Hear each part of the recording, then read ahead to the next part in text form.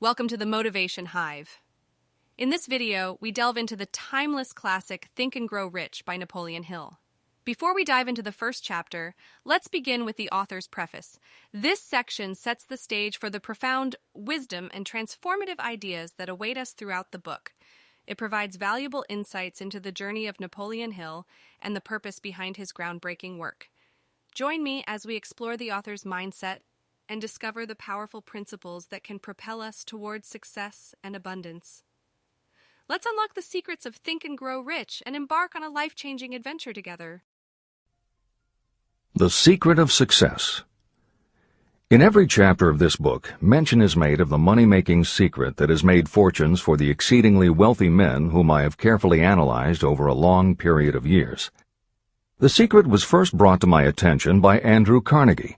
The canny, lovable old Scotsman carelessly tossed it into my mind when I was but a boy. Then he sat back in his chair with a merry twinkle in his eyes and watched carefully to see if I had brains enough to understand the full significance of what he'd said to me. When he saw that I had grasped the idea, he asked if I would be willing to spend 20 years or more preparing myself to take it to the world, to men and women who, without the secret, might go through life as failures. I said I would. And with Mr. Carnegie's cooperation, I have kept my promise.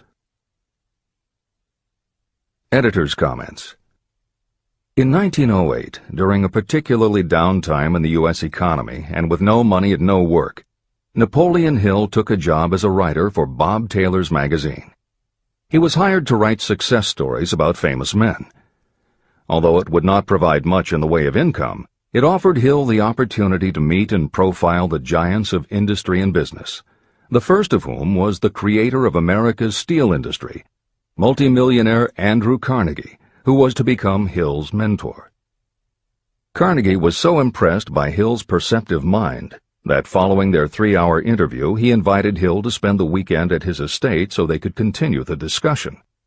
During the course of the next 2 days, Carnegie told Hill that he believed any person could achieve greatness if they understood the philosophy of success and the steps required to achieve it. "It's a shame," he said, "that each new generation must find the way to success by trial and error when the principles are really clear-cut." Carnegie went on to explain his theory that his knowledge could be gained by interviewing those who had achieved greatness and then compiling the information and research into a comprehensive set of principles. He believed that it would take at least 20 years, and that the result would be the world's first philosophy of individual achievement.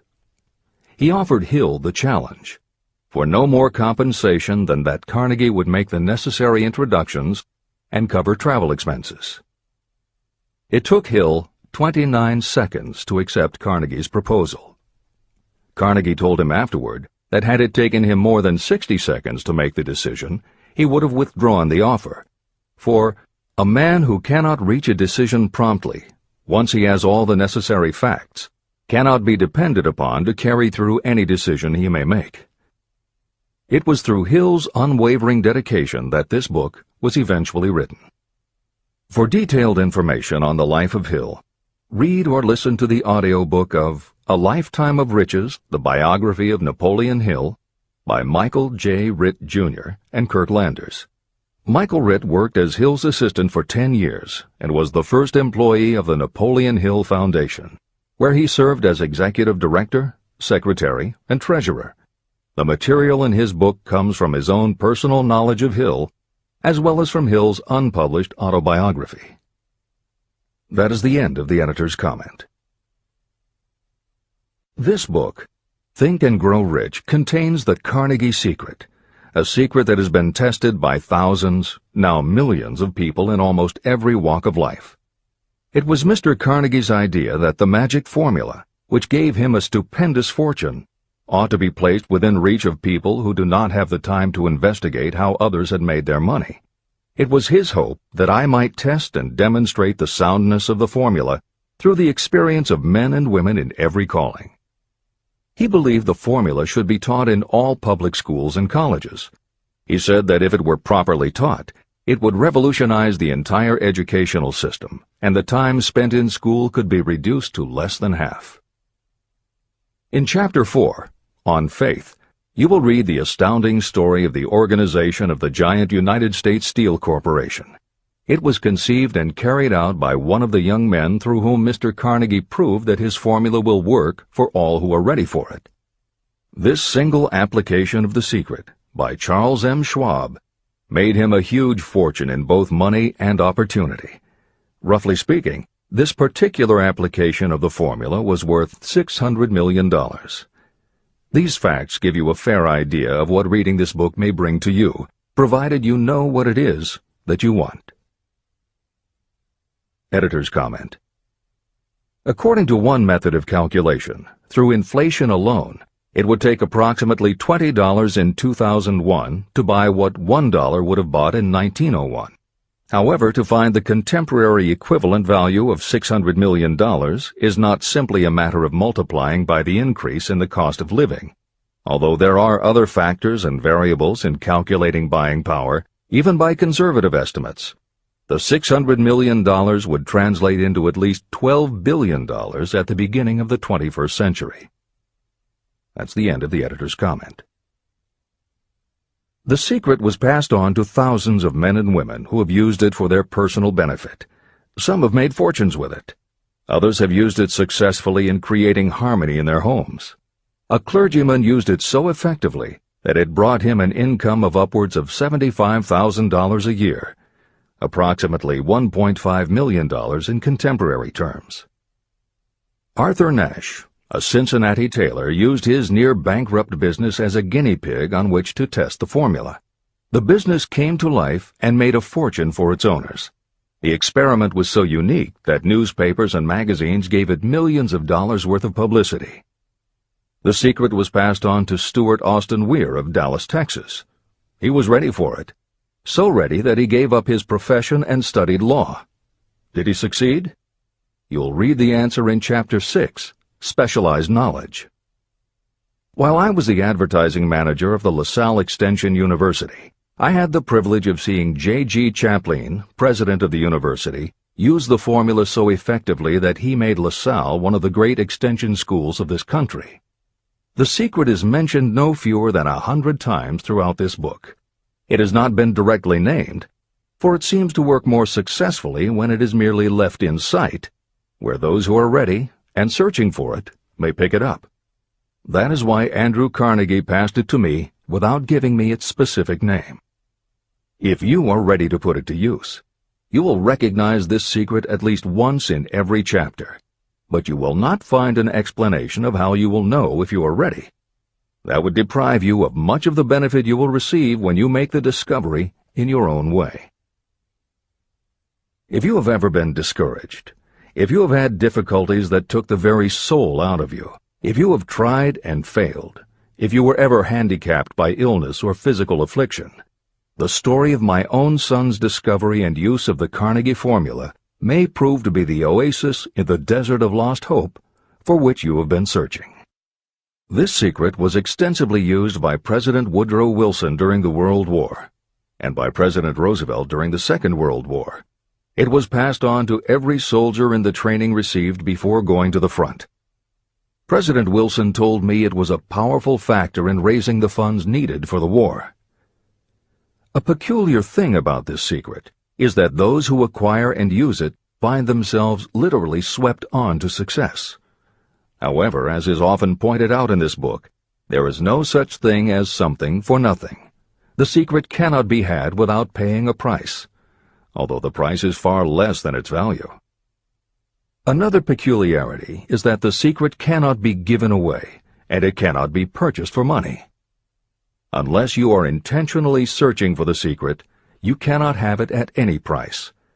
That is because the secret comes in two parts, and in order for you to get it, one of those parts must already be in your possession. The secret will work for anyone who is ready for it. Education has nothing to do with it.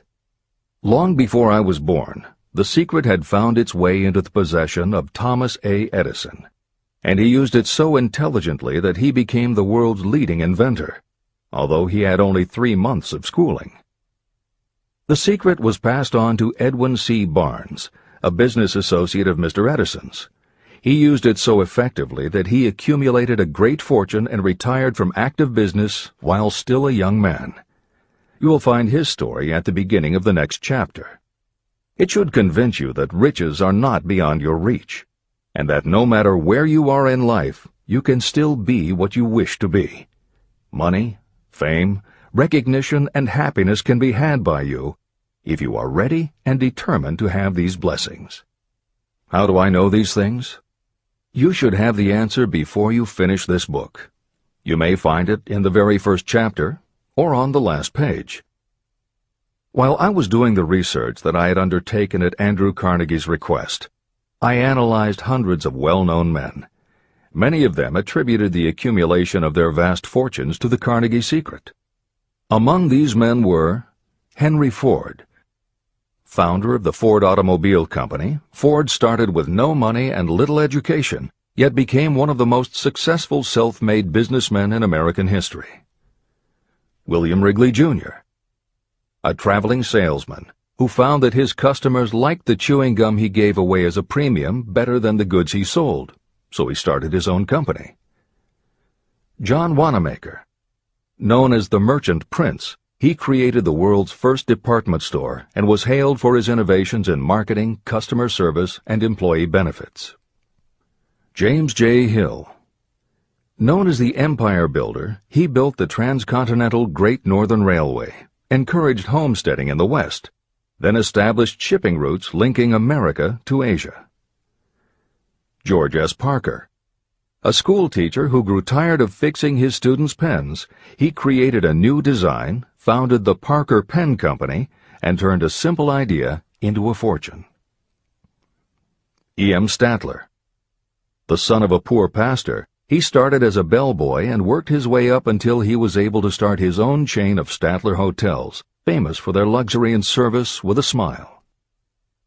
Henry L. Doherty. Started at age 12 as an office boy for Columbia Gas, he went on to acquire 53 utilities companies and patented 140 innovations for natural gas and oil production. Cyrus H.K. Curtis. Starting with a small agricultural weekly, Curtis turned it into Ladies' Home Journal, created Saturday Evening Post, then assembled one of the largest newspaper empires. George Eastman. Inventor and founder of the Eastman Kodak Company, he created many of the innovations that popularized photography and transformed the motion picture industry. Charles M. Schwab. The right-hand man of Andrew Carnegie, he was president of Carnegie Steel Company, brokered the deal that formed U.S. Steel, and went on to found Bethlehem Steel. Theodore Roosevelt. 26th President of the United States from 1901 to 1909. John W. Davis. A lawyer and political leader, Davis was Solicitor General under President Woodrow Wilson and later appointed Ambassador to Great Britain. Elbert Hubbard. Philosopher, publisher of the Fra magazine, and founder of the Roy Crofters Artists Colony, Hubbard was also the author of many bestsellers including A Message to Garcia. Wilbur Wright. A bicycle shop owner who, with his brother Orville, became the first Americans to fly heavier-than-air aircraft and pioneered the aviation industry. William Jennings Bryan. Newspaper publisher, presidential nominee, Secretary of State under President William McKinley, but perhaps best known as the lawyer who defended creationism at the Scopes monkey trial. Dr. David Starr Jordan. Educator, scientist, author of over 50 books, he was the nation's youngest university president at Indiana University and became the first president of Stanford University. J. Ogden Armour. Inherited his family's meatpacking business, turned it into a conglomerate with more than 3,000 products, was an owner of the Chicago Cubs, and a director of National City Bank and American International Corporation. Arthur Brisbane. A crusading journalist and syndicated columnist, Brisbane was sought after by every major news organization and was the most read and highest-paid editorial writer of his day. Dr. Frank Gonzalez. A Chicago preacher who delivered such a powerful sermon, Philip D. Armour gave him $1 million to start the Armour Institute of Technology, of which he became president. Daniel Willard, president of the B&O Railroad for more than 30 years, he was honored by having the city of Willard, Ohio, named for him. King Gillette, a traveling salesman and born tinkerer, Gillette was trying to shave on a moving train when he came up with the idea of the safety razor, which became the foundation of a corporate giant. Ralph A. Weeks, president of International Correspondence Schools, Weeks helped finance Napoleon Hill's Intra-Wall Institute, established to educate and rehabilitate prison inmates. Judge Daniel T. Wright, instructor at Georgetown Law School, where Napoleon Hill was studying when Bob Taylor's magazine gave him the assignment to write a profile of Andrew Carnegie. John D. Rockefeller, with $1,000 in savings plus another $1,000 borrowed from his father, he started a kerosene company which he grew into the giant Standard Oil and one of the world's greatest fortunes. Thomas A. Edison, inventor and entrepreneur, he perfected the electric light bulb, the phonograph, the motion picture camera, and owned the rights to more than 1,000 patented inventions. Frank A. Vanderlip, a poor boy who became a journalist, social reformer, and self-made millionaire, he was president of the National City Bank, now Citibank, and Assistant Secretary of the Treasury. F. W. Woolworth, a clerk in a general store, he pioneered the idea of fixed-price selling and self-service and forever changed retail selling with a chain of Woolworth 5 and 10 cent stores. Colonel Robert A. Dollar, starting with a small schooner bought to haul lumber down the West Coast, he built the Dollar Steamship Company, the largest fleet of luxury liners sailing under the U.S. flag. Edward A. Filene, founder of the Boston-based stores, he devised revolutionary methods of distribution and merchandising and became famous for the first bargain basement department. Edwin C. Barnes, the only man Thomas Edison ever had as a partner, Barnes took Edison's failing dictaphone and sold it so successfully it became a fixture in offices and made him a multimillionaire. Arthur Nash, a Cincinnati tailor who used his bankrupt business as a guinea pig for the Carnegie secret and was so successful the newspapers made him famous as Golden Rule Nash. Clarence Darrow, famed as a lawyer, public speaker, and defender of the underdog, Darrow is best known as the lawyer who defended teaching the theory of evolution at the Scopes monkey trial. Woodrow Wilson, 28th President of the United States of America from 1913 to 1921. William Howard Taft, 27th President of the United States of America from 1909 to 1913. Luther Burbank, world-renowned horticulturalist who introduced over 800 varieties of new plants in his effort to improve the quality of plants and thereby increase the world's food supply. Edward W. Buck, although he had only 6 years schooling, by the age of 20 he was editor of Ladies' Home Journal, which he helped to build into the world's most widely circulated magazine. Frank A. Munsey, a telegraph operator who quit to launch Argosy magazine, then parlayed his fortune into a newspaper empire that included the Washington Times and the New York Herald.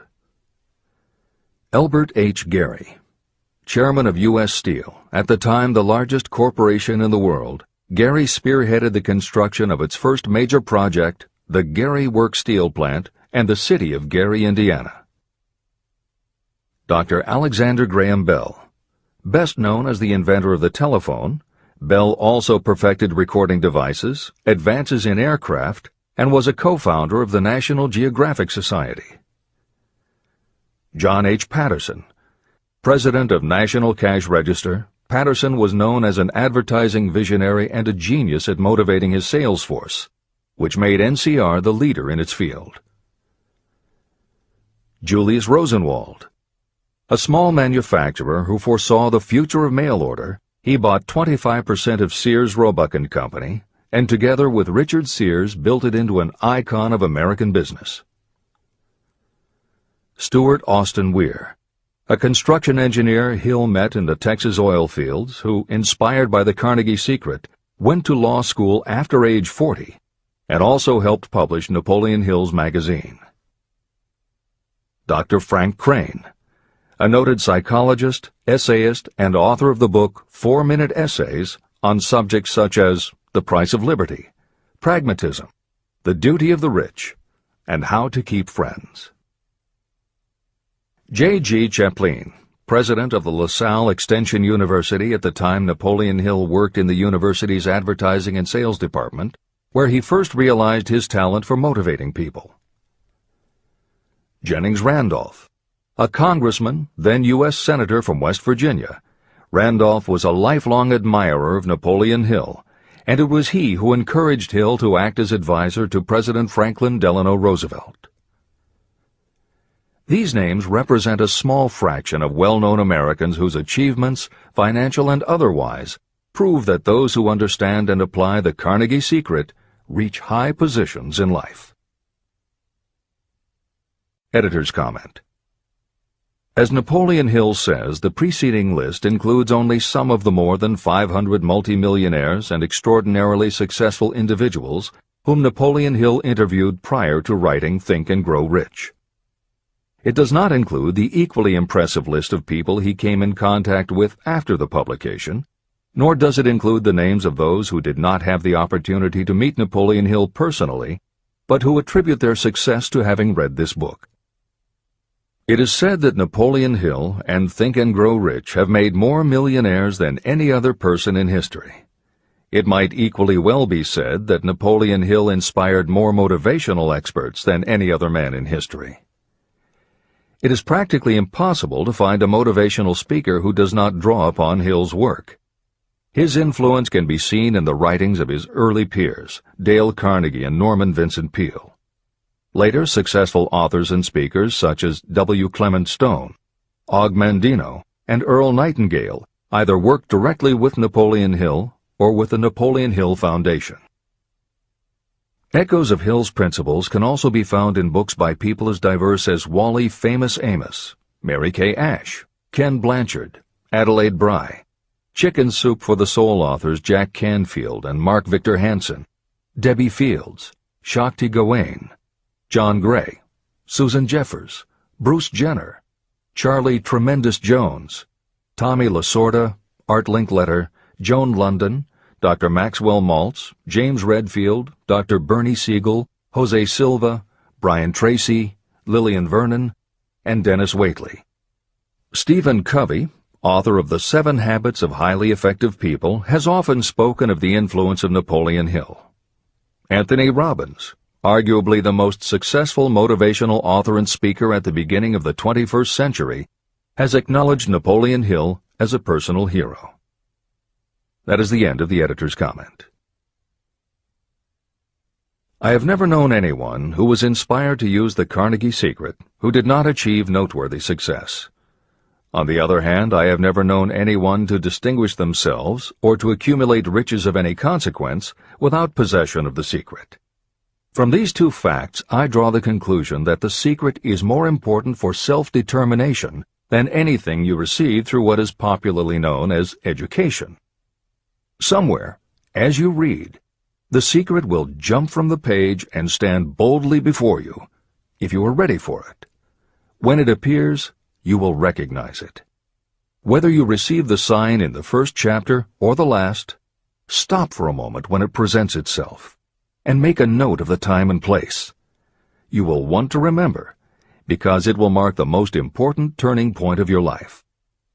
Remember, too, as you go through the book, that it deals with facts and not with fiction. Its purpose is to convey a great universal truth through which you, if you are ready, may learn what to do and how to do it. You will also receive the needed stimulus to make a start. As a final word of preparation, may I offer one brief suggestion which may provide a clue how the Carnegie Secret may be recognized? It is this: achievement and all earned riches have their beginning in an idea. If you are ready for the secret, you already possess one half of it. Therefore, you will recognize the other half the moment it reaches your mind. Editor's comments. Unlike much of the business and motivational literature available, Think and Grow Rich is not written for readers to skip around from chapter to chapter, taking a concept here and an idea there to solve the problem of the moment. This book is written as a carefully integrated whole, to be read in its entirety, from beginning to end. Concepts that are introduced in one chapter recur in other chapters where their meaning and significance rely upon the reader having already assimilated the earlier knowledge. The chapters are designed to build upon one another in such a way that every word is to be read, every idea is to be considered, and every concept is to be understood and absorbed. Think and Grow Rich is often called the first philosophy of personal achievement, and a philosophy is more than a collection of solutions to business problems. A philosophy is a system of principles that will guide your thoughts and actions, and provide you with a code of ethics and a standard of values.